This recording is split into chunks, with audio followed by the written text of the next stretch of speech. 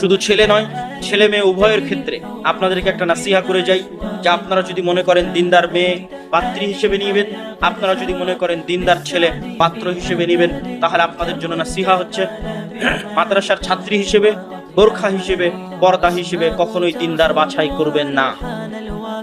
আবারও বলি, মেয়েদের দিনদারিতা দেখার জন্য কখনোই মাদ্রাসার ছাত্র, কোরআনের হাফেজ, দাওরা পাশ এবং পর্দা দেখবেন না। কি দেখবেন? মেয়েদের দিনদারিতা দেখার জন্য মেয়ের মাকে দেখবেন, মেয়ের খালাকে দেখবেন, মেয়ের ফুফুকে দেখবেন। মেয়ের মা, খালা, ফুফু যদি নরম আচরণ, ভদ্র ব্যবহার, শালীনতার মধ্যে থাকে, সংসার টিকে আছে, তাদের নামে কোনো দুর্নাম নাই, তাহলে মেয়ে জেনারেল লাইনে হলেও দিনদারিতা। আর যদি মেয়ের মা, খালা, ফুফু তাদের মধ্যে অশালীন আচরণ লক্ষ্য করা যায়, বেহায়াপনা, বেলিল্লাপনা লক্ষ্য করা যায়, তাহলে মেয়ে মহিলা মাদ্রাসায় পড়লেও, কোরআনের হাফেজ হলেও, তাহলে সেটা আপনার জন্য সৎ এবং দিনদার পাত্রী হিসেবে নাও হতে পারে।